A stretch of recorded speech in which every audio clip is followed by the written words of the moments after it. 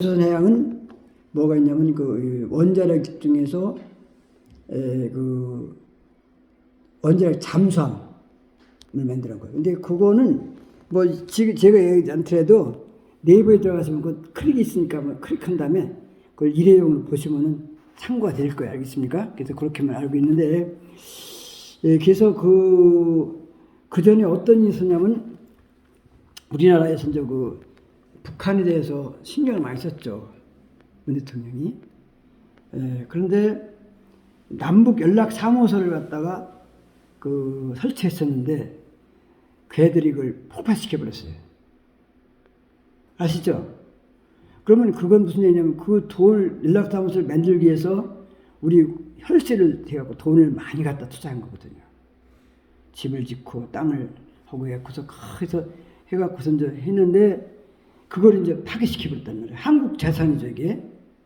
그런데 그건 사실 전쟁을 한 거나 마찬가지죠. 근데 그때 문 대통령이 멘붕이 됐던 거죠. 야, 이렇게 별거 다 주고, 특히 이제 그 연락 시설까지 주고, 전기 시설 다 주고 다 해주는데 불구하고 폭파시키니까 전쟁을 한 거나 마찬가지. 멘붕이 됐을 적에 그 트럼프 대통령이 전화 왔었어요.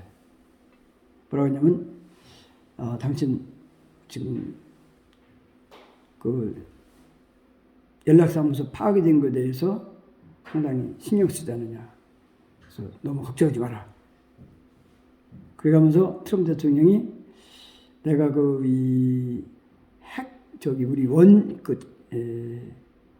미국에는 뭐냐면 항공모함이 있습니다. 세 대를 극파했으니까 너무 걱정하지 말아라. 이렇게 안 해도 될 것이다. 내가 했어요. 그래가면서 무슨 얘기하냐면은 이게 한국말 배치하는데 결국 이게 뭐냐면 또 이 중국 문제도 있고 그러니까 이 중국 문제 때문에 그 포탄 제한했거든요. 우리나라 도발 일으키면 그걸 잡힐 것 같아서 이제 제한해 그걸 풀어주는 게 어떠냐 했더니 문 대통령이 오케이 있죠. 완전히 알겠습니까? 그러니까 무기를 만들 수 있는 기회를 열어주는 거죠. 그 다음에 걔들이 이 중국 애들이 상당히 중국이나 북한 애들이기 때문에 여기 잠수함을 만드는데 원자력 그냥 그 경유 잠수함을 만들어봤자 이게 노출되지 않습니까? 탄소 때문에 올라갔다 들어갔다 하니까 원자력 핵잠수함 같은 거를 한번 만드는 게 어떻겠느냐. 그리고 내가 결정권 없다. 내가 앞으로 좀 연결 어떻게 하는 게 오케이 땡큐죠. 그래서 그런 점을 그 당시 이제 얘기가 됐어요, 완전히. 그래서 그 미사일 쏠 수 있는 그거를 이제 일단 양해가 해주고 한 거. 왜냐면 얘들이 북한이 핵을 갖고 있기 때문에 트럼프 입장에서 본다면 우리나라가 자기가 핵을 갖고 올라오면 중국이 또 견제가 들어오기 때문에 자체로다가 하는 게 좋겠다. 그래서 그걸 그다음부터 준비를 한 거예요. 그래서 이제 오케이 해갖고 땡큐 해갖고서 이제 원자력 관계였는데 거기에 원자력을 이용한 그 잠수함을 운영한다는 것은 어떤 의미냐면 핵을 쓸 수 있는 길이 열린 거라고 보는 거죠. 그래야 한 거래요. 그게 원리를 이용하면 모터를 이용해서 여러 가지 이제 발전소도 만들고 이제 원자력 그 과정 속에서 핵을 쓸 수 있는 융통성이 생긴 거라겠죠. 그래서 이제 땡큐에서 이제 하면서 대우조선해양했는데 원래 대우조선해양은 원래 돈이 좀 노조가 잡기 쪽에 가요. 그래서 노조는 또 공산당하고 연관됨이 있기 때문에 상당히 약간 문제가 있습니다. 그래서 제일 좋은 거는 노조 걸 뺏어가지고서 거기하고 현대중공업 지주라는 회사가 있어요. 적어놓으세요. 선생님, 이거 배당금이 3,700원입니다. 이 회사는요, 돈이 적자게 배당금 다 줘요. 3,700원 줍니다. 5만원짜리 3,700원이기 때문에 엄청 좋은 회사가 그겁니다. 근데 그 회사가 돈이 많으니까 유보율이 많거든요. 그래서 걔들은 적자가 나도 배당금 탁탁 줘요. 그러니까 그 회사가 연결시켜버리면은 대우조선과 대우중공업, 현대중공업 지주가 합쳐버리면, 연합해버리면 되는데, 이 노조들이 안 된다 이거죠. 반대한 거 완전히. 그래갖고서 그 결렬이 있습니다. 그래서 좀 약간 조금 시간이 지연된 것 같은데 그래도 일단은 그 돈을 투자했는데 지금 현재 대우조선해양과 한국가스공사라는 데가 있어요. 그쪽 연결시켜갖고 지금 뭔가 좀 다른 하는데 돈이 많이 들어갑니다 현재. 그래서 그랬거나 말했거나 중요한 거는 원자력을 이용해서 그 이 핵잠수함을 만들 수 있는 그런 과정이 있다는 얘기죠. 그래서 그 핵잠수함은요 단위가 틀려요. 몇 억이 아니라 조 단위, 천억, 백억, 조 단위 몇 조씩 가격이 비쌉니다 이게. 그런 게 있고. 근데 내가 이제 그 중에서 그런데 어저께 왜 그렇게 그 노하우가 있을까 했는데 한 가지 의미 풀리는 것은 우리 이제 김연한 먼저 회장님이 있습니다. 전 회장입니다. 1차. 이분 먼저 저기 회장님 일어나서 인사 좀 하시죠.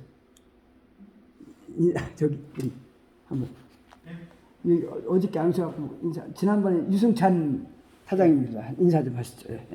잠깐 얼굴 좀 보세요. 여기 서울시청에서 근무 하시다가 전환기 회장님이었습니다. 반갑습니다. 지난번에 어려운 때 해주고 이어서 저분이 박옥화서 의원이 좀 업무 맡으셨어요. 지난번에 회장님이셨는데 학교 발전에서 우리 반을 잘 유지할 수 있도록 끌어주신 이분입니다.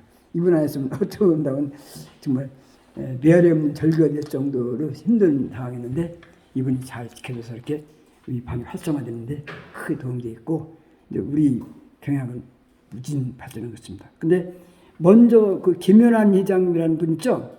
그분이 전화해 보니까 알겠습니까? 그 엔진이 어디서 봤냐면 독일제 엔진, 독일과 합작이 된 회사라는 걸 어저께 발견한 거예요. 저도 그때 처음 알았어요. 알겠습니까?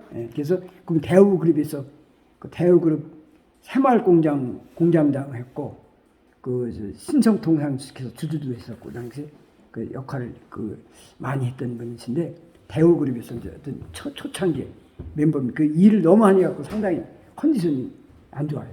밤을 잘 먹으면 일이 갖고서 그냥 이제 건강 상태가 조금 무리가 갔습니다만 그 양반을 통해서 이제 독일제 엔진이라는 걸 알았어요. 독일제 엔진은 가능하거든요. 이게. 그래서 그 의미가 있습니다. 그래서 그 경영진에서 노조 애들만 아니면은 다 되는 건데 거기서 문제가 있었기 때문에 요걸 해결을 앞으로 되지 않겠는가.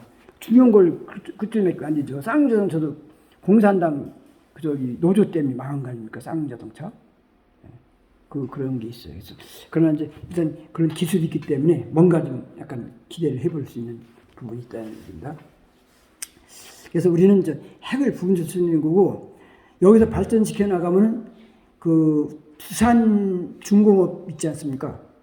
두산중공업이 소형 원자력 발전소를 만드는 시스템을 만들었어요.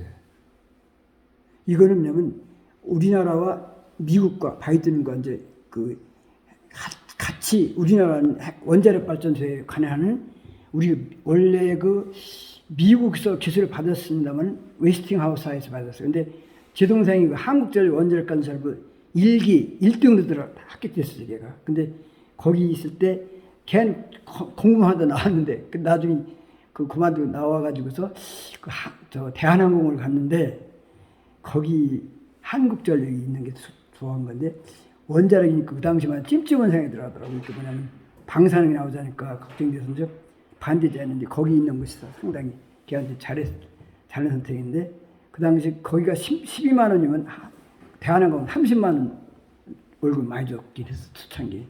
그래도 한전이 더 좋은 회사입니다. 그게. 그래서 웨스팅하우스라고 미국 회사에서 그 기술을 전부 가르쳐줬던 우리나라. 그래서 그 원자력 발전소를 지었는데 거기에서 이제 거기만 한 게 아니라 이제 월성 원자력 있는데 거기는 캐나다 쪽에서 미국에서는 방사능 나가는 걸 상당히 그 당시에는 상당히 힘들어 했었어요. 이제 제재를 많이 하려고 했어요. 왜냐면 핵 확산되는 걸 방지하기 위해서 했는데 그래서 상당히 문제가 있었는데 그거를 박정희 대통령이 무궁화꽃이 피었습니다라는 책을 하겠습니다만은 원자력을 만들기 위해서 카나다 쪽으로부터 카나다라든지 프랑스 쪽에서 이제 기술을 도입해갖고 카나다 쪽에서 월성 원자력을 그쪽에서 기술을 가져왔기 때문에 그걸 재처리하면은 원자탄 만들 수 있는 자료가 월성이 월성 원자력 발전소 거기 있어 완전히. 그래서 그거 자료가 많이 쌓이는데 그걸 활용할 수 있는 핵폐기물이라는 건 아주 골치 아픈 거거든요. 근데 그걸 재처리하게 되면은 거기서 프로토늄이 나와요. 원자탄 얼지가 나온다고요. 이제. 아시겠어요? 그 기술 가지고 있는 회사가 두산 중공업이라고 하는 거예요. 이건 두산이 원래 이 회사가 그 두산 스타트라인이 대우 거예요. 대우 있었던 대우에서 기계가 넘어가면 대우 거였어 완전히. 대우가 대단한 회사입니다 완전히. 김연한 김연 전체 총동창회장인데 그 양반이 그쪽 대우에서 근무했기 때문에 이런 거 자세히 알아요. 예, 그런 게 있습니다. 그래서 그 기업의 흐름 같은 걸 그 양반이 잘 알고 있습니다. 그래서 우리는 조그만 것도 그 양반 아들은 서울대학교 졸업 맞고 박사과정 마치고서 그 삼성전기 회사에 들어가 있어요. 그래서 삼성전자에서 삼성전기 사장 하다가 다시 또 삼성 전기 있는 부사장이 사장이 됐고 그 사장은 다시 삼성전자 다시 돌아갔어요. 완전히 삼성전자로 나가. 그래서 이제 그렇게 그 아들이 상당히 똑똑한 그런 과정이 있어요. 완전히. 그래서 삼성전기에 관한 것도 노하우가 많이 있습니다. 나중에 이제 시간 나면 그분 한번 이야기를 들을 수 있는 시간이 될 것 같습니다. 그래서 원자탄에 관계되는 것 연구가 진행되고 있고 이 원자력 잠수함, 그다음에 원자력 발전소 이걸 그리고 이제 그 미사일도 이제 미사일은 한화 쪽에서도 하고 있고 수소 관계는 이제 현대로템이라고 해서 그쪽에서 하고 있어요. 현대로템에서 하고 있습니다. 지금 동영상이 이제 아직 본격적으로 안 되는데 김영한 채소 유튜브 들어가면 전에 묵은 것 중에 들어 있을 거예요. 완전히 시간 나면 보시면 될 건데 제가 전문가가 아니기 때문에 그냥 이건 우리는 유튜브를 막 확장하는 게 피곤하기 때문에 수강생을 위한 자료가 있기 때문에 숫자가 많지 않습니다. 알겠습니다. 수강생만 할 수 있도록 되어 있고 다음에 이제 송 사장님 나중에 이거 좀 이렇게 등록시켜 주세요. 수강생 여기다가 나중에 말씀 부탁드릴게요. 알겠습니다. 여기 들어가고서 그래서